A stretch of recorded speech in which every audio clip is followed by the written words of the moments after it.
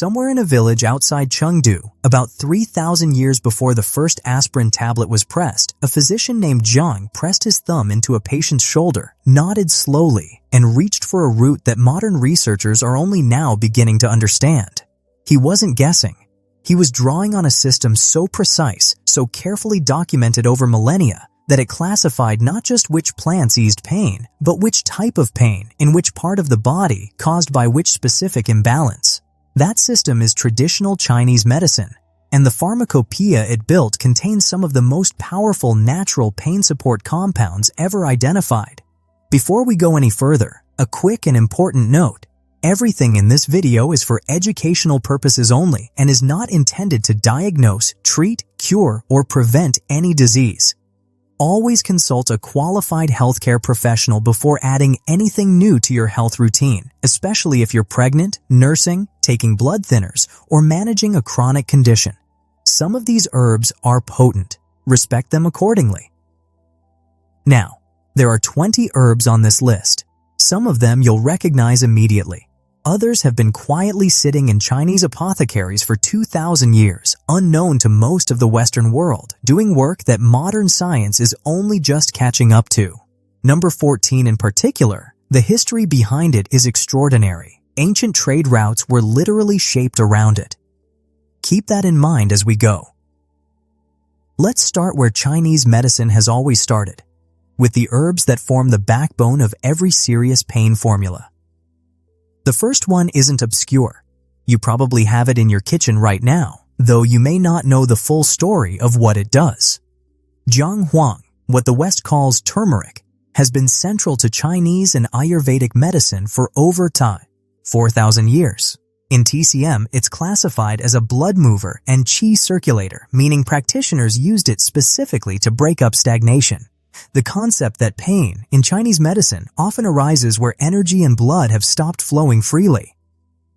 Modern research has spent decades investigating the compound responsible, curcumin. Studies published in journals like the Journal of Medicinal Food and Phytotherapy. Research suggests curcumin may help support a healthy inflammatory response, which is the underlying mechanism behind a wide range of pain conditions from joint discomfort to muscle soreness. What's interesting is that the bioavailability issue, the fact that curcumin alone is poorly absorbed, was something Chinese practitioners intuitively solved by combining turmeric with black pepper and warming herbs that increase absorption. Science confirmed the mechanism centuries later. You can grow turmeric in a large pot if you're in a temperate climate, or outdoors year-round in USDA zones 8 and above. It needs warmth, humidity, and indirect light. Fresh rhizomes are available at most Asian grocery stores for almost nothing. To use it for pain support, the traditional preparation is a decoction, simmered in water with black pepper, or taken as a standardized extract. Either way, consistency matters more than quantity. This isn't a one-dose herb, it builds. Second on the list is an herb that most Westerners have never encountered, even though it's one of the most well-researched pain support plants in Chinese pharmacology. Yanhu Suo, Corydalis, looks almost delicate. Small purple flowers, ferny leaves. It grows in mountain meadows across northeastern China and Siberia. For over 1,000 years, Chinese physicians used the dried rhizome specifically for what they called blood stagnation pain, the sharp, stabbing, localized kind, menstrual cramps, abdominal pain, traumatic injury pain. A team at the University of California, Irvine published research in the journal Current Biology demonstrating that a compound in Corydalis called dihydrocorybulbine, DHCB, may act on dopamine receptors in a way that interrupts certain pain signals. The researchers described it as a potential natural alternative for some types of chronic pain support. What makes Yanhu Suo unusual is the specificity. TCM texts from the Song dynasty describe it as particularly effective for pain that moves, that's intermittent, that's accompanied by emotional tension. The ancient clinical picture matches the modern receptor science in ways that are difficult to dismiss. Corydalis is harder to grow at home. It prefers cool climates and woodland conditions. But the dried powder and standardized extract are widely available through reputable herbal suppliers and online. The traditional dose is 3 to 9 grams of dried herb in a tea or decoction. but follow current product guidelines and consult a practitioner for ongoing use. Third is Du Huo. If you've spent any time reading about TCM joint formulas, you've seen this. Name: Angelica pubescens. It grows in the deep, damp valleys of central China, and it has been used for close to 2,000 years for what traditional texts describe as Bai syndrome, the painful obstruction of the joints and limbs caused by cold, wind, and dampness invading the body's channels. In practical terms, that maps pretty closely to what we'd now call arthritis, rheumatic conditions, or the kind of deep aching that gets worse in cold, wet weather. Research on Du Huo has identified several active compounds including ostol and columbianadin, which studies suggest may help support a healthy inflammatory response in joint tissue. Traditional formulations almost always pair it with other herbs, particularly duzhong and sangjisheng, to strengthen the effect on the lower body and spine. You'll often see it in prepared formulas called Du Huo Jisheng Wan, which has been in continuous use for over 1,000 years and remains one of the most prescribed herbal formulas in Chinese medicine today. Available as capsules or tea pills at most Chinese herbal suppliers. The fourth herb is Bai Shao, white peony root, and this one operates differently from the ones we've covered so far. Where the others work primarily on inflammation and circulation, Bai Shao is a muscle herb. TCM texts describe it as nourishing the blood and relaxing the sinews. Clinically, that translated to using it for muscle spasms, cramping, and the kind of sharp pain that hits when a muscle seizes unexpectedly. Leg cramps at night, tension across the upper back and neck, abdominal spasms. The active compound pionaflorin has been studied for its potential effects on smooth muscle relaxation and pain modulation. Animal studies suggest it may influence certain nerve pathways involved in pain perception, and it's a central ingredient in a classical formula called Xiao Yao Gan Chao Tang, peony and licorice decoction, which has been used specifically for muscle cramps for well over 1,000 years. White peony is a beautiful garden plant, fully hardy in most temperate zones, and the root can be harvested after 3 to 4 years. Dried root is also widely available through herbal suppliers. Fifth in this foundational group is Changhua, Notopterygium root, which TCM practitioners have used specifically for pain in the upper body and spine for centuries. If Bai Shao is for the muscles and Du Huo is for the lower joints, Changhua is for what the texts call the Tai Yang channel, the back of the neck, the shoulders, the upper thoracic spine. Cold-induced headaches, stiff neck from drafts, shoulder pain that makes it hard to raise your arm. It has a sharp, penetrating aroma, which traditional medicine interpreted as a sign of its ability to dispel cold and wind from the surface channels of the body. Modern analysis has identified compounds including notopterol and isoimperadorin, which are being studied for potential anti-inflammatory activity. Changhua is harder to find in Western herb shops, but available through most Chinese herbal pharmacies and reputable online suppliers. Before we go further, if you're getting real value from this, take a second and save this video because we're about to get into the herbs that most people have genuinely never heard of. The next group is where things get interesting. Now we move into a different category, herbs. The Chinese pharmacopoeia describes as blood movers, plants whose primary job is to get circulation flowing to the places in your body where pain has taken up residence. Danshen, Salvia miltiorrhiza, or red sage, is one of the most extensively researched herbs in modern Chinese pharmacology and has been used in TCM for over 2,000 years. Its vivid crimson roots are the medicinal part, and traditional texts used it for what they called blood stasis, pain that is fixed, stabbing, and gets worse with pressure rather than better, heart pain, chest pain, menstrual pain from clotting, joint pain that feels locked in place. Research has identified over 100 bioactive compounds in Danshen. Tonchinones and salvionolic acids are among the most studied, and there's a substantial body of research suggesting these compounds may support healthy circulation and a balanced inflammatory response. Danshen is widely available as a supplement and is commonly found in formulas targeting cardiovascular and musculoskeletal health. Note, it can interact with blood-thinning medications. If you're on warfarin or similar, speak with your doctor before using this one.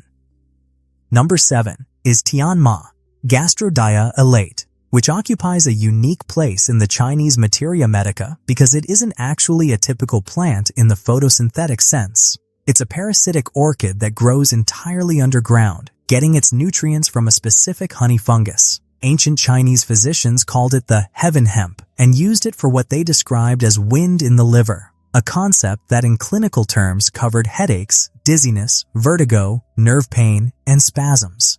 The classical formulas pair it with hooks and vines for tremor and convulsion, with other herbs for migraines that feel like drilling pressure behind the eye. The compound gastrodin, isolated from Tianma, has been studied in China and internationally for its potential neurological effects. Animal research suggests it may support healthy nerve function and modulate pain signaling in certain contexts. It's available as a dried herb, powder, or extract. Not easy to grow at home. It requires very specific soil fungi to survive, but widely available through established Chinese herbal suppliers. Eighth is Chuanxiong, Sichuan lovage root, and this herb has a story. In the Tang Dynasty, roughly 1400 years ago, it was already so valued for headache and pain relief that imperial physicians kept it under lock and key in the palace pharmacy. The root smells intensely aromatic, almost spicy, and traditional medicine interpreted that quality as evidence of its ability to move qi and blood upward, specifically to the head. It remains one of the primary herbs in classical migraine and headache formulas. Ligustulide, a primary active compound, has been researched for its potential smooth muscle relaxant effects and its possible role in supporting healthy cerebral circulation. Chuanxiong is almost always used in combination with other herbs rather than alone. It's considered too moving to be used long-term in isolation. You'll find it in formulas like Chuanxiong Cha Tiao Wan, still manufactured and sold widely today. Mo Yao, myrrh, is number 9. And this one has a history that stretches far beyond China. Ancient Egyptians used it for embalming and wound treatment. The Bible references it repeatedly. Ancient Greek physicians used it for pain and infection. In Chinese medicine, Mo Yao was adopted as a blood mover and pain reliever, almost always paired with the next herb on this list. It was used for traumatic injury pain, for abscesses, for the deep bone-level aching that follows physical trauma or surgery. Modern research on myrrh has identified compounds called gugulsterones and furanocesquiterpenes, which studies suggest may help support a healthy inflammatory response. It's widely available as a resin, powder, or essential oil. Internal use should be at appropriate doses. Follow supplement guidelines and consult a practitioner for extended use. Which brings us to number 10, Ruxiang, or frankincense. Mo Yao's inseparable partner in the classical Chinese trauma formula Huo Luo Xiaoling Dan. Wherever you see Mo Yao in a TCM formula, you almost always see Ruxiang beside it.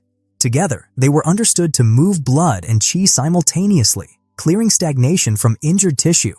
Frankincense has arguably the deepest research base of any herb on this list outside of turmeric.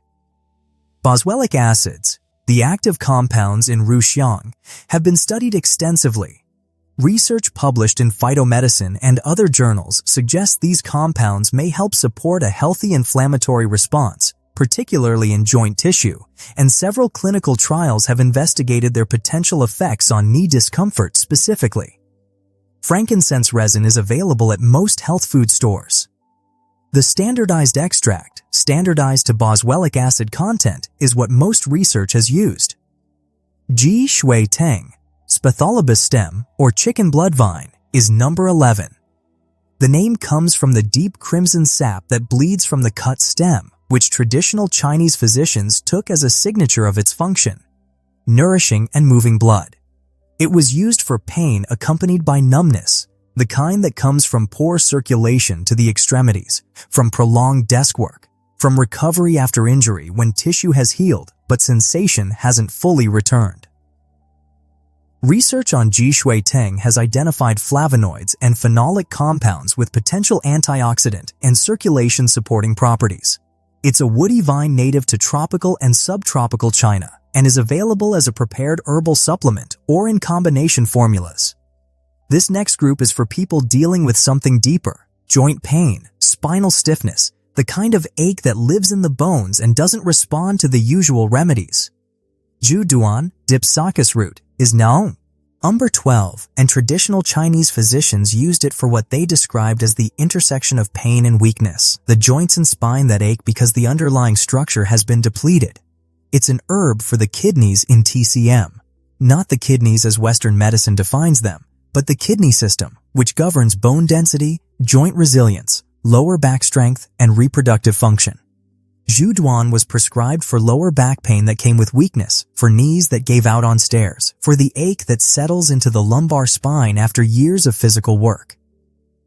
Research has investigated compounds including asparosoponiin 6,6 for potential effects on bone metabolism and cartilage health. Zhuduan is commonly found in formulas targeting lower back and knee health and is available as a supplement through Chinese herbal suppliers. 13 is duchong, Eucommia bark, the only bark on this list and one of the oldest herbs in the entire Chinese pharmacopoeia. It was first recorded in the Shenong Bencao Jing, a text dating back over 2,000 years, as a tonic for the liver and kidneys and a strengthener of sinew and bone. TCM practitioners used it specifically for lower back and knee pain accompanied by weakness, cold sensation, and fatigue, the pattern of what they called kidney yang deficiency. In practical terms, it was the herb for people whose lower body was failing them. Research on duchong has identified lignans and iridoids with potential anti-inflammatory and bone health supporting properties. It's been studied in several clinical contexts and is considered safe for long-term use at standard doses. You can find it in pre-made supplements and classical formulas, often combined with Zhuduan and other kidney tonifying herbs. Now, number 14. Weilingxian, clematis root, has one of the most dramatic histories on this entire list. Ancient Chinese texts describe it as so powerful in dispelling wind, cold, and dampness from the joints that it was said to dissolve fish bones lodged in the throat. That latter claim is actually interesting. There's documented use across China of Weilingxian decoctions to soften and help pass small bones stuck in the esophagus, and there's preliminary research suggesting the saponins in the plant may have some softening effect on calcium deposits. But its primary traditional use was for severe joint pain, the burning, stabbing, mobile kind that moved between joints and got worse in cold, damp weather. Here's the history that makes it extraordinary. During the Tang Dynasty, a military physician reportedly treated a general's debilitating joint disease with Weilingxian when nothing else had worked. The general was so grateful he reportedly gifted the physician land and gold. Word spread. The herb became strategically valuable. Trade routes through Yunnan province were partly organized around its reliable supply. Ancient merchants competed fiercely for access to the best routes. Research on Weilingxian has identified triterpenoid saponinwits, its potential anti-inflammatory activity, and it remains one of the most used herbs in classical formulas for rheumatic joint conditions, available through Chinese herbal pharmacies. Note: should be used in formulas under practitioner guidance, not taken in large doses alone. Jusuibu, Drinaria rhizome, or bone-mending fern, is number 15, and the name tells you everything about how traditional physicians used it.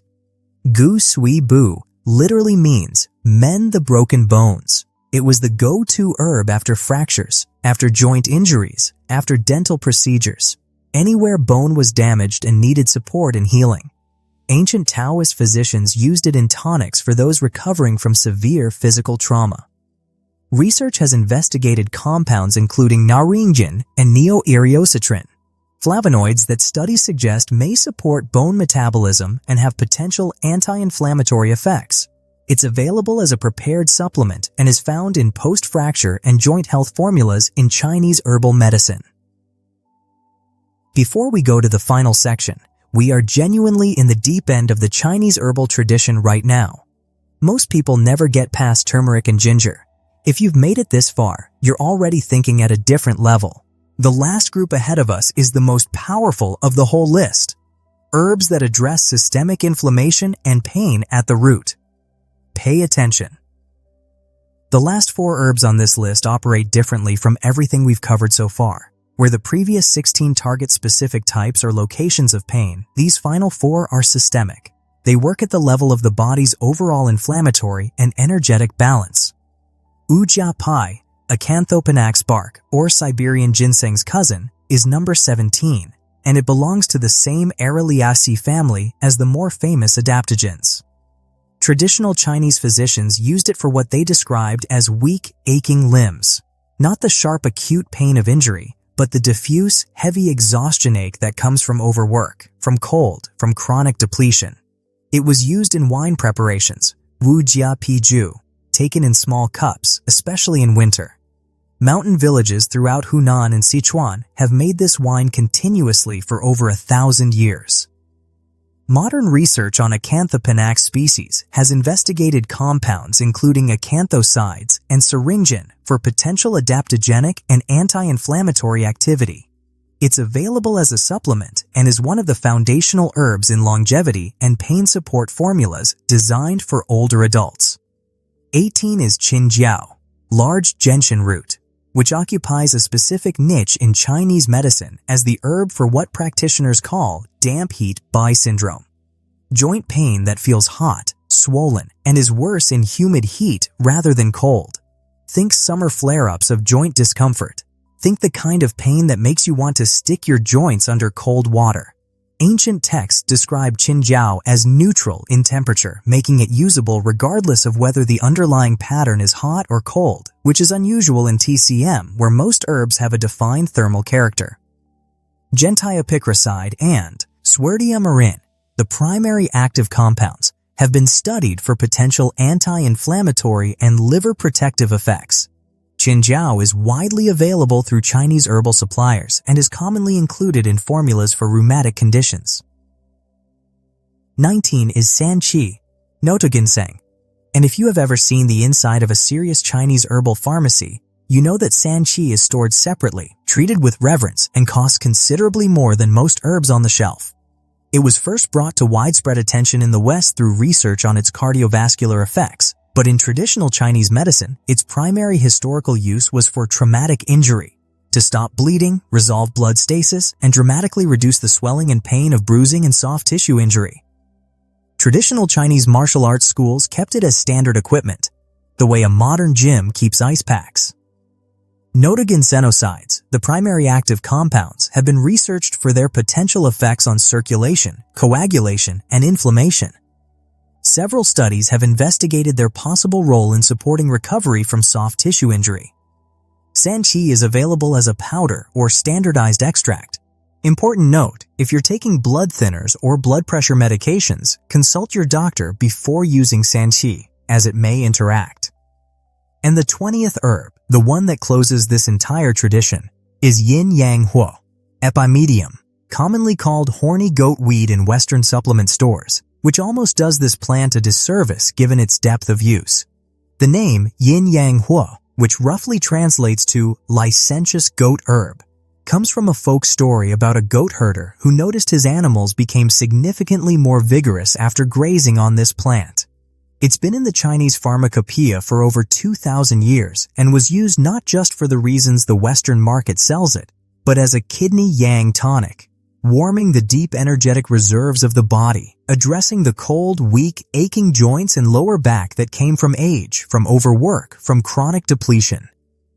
The compound icariin, found in Epimedium, has attracted significant research interest. Studies have investigated its potential effects on bone density, circulation, and inflammatory pathways. There is preliminary research suggesting icariin may help support healthy bone metabolism, which connects directly to the traditional use of yin-yang huo for joint and bone-related conditions. It's widely available in Western supplement stores as a standardized extract.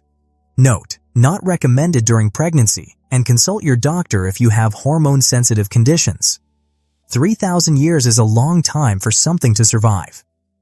If these herbs had simply been ineffective, they would have disappeared. They didn't disappear. They were written down, refined, debated, reformulated, and passed from physician to physician across one of the longest unbroken medical traditions in human history. They were used on emperors and farmers alike, They were carried in the packs of soldiers and healers across the Silk Road, and they are now, finally, being examined by modern research with the tools to begin to understand why they worked.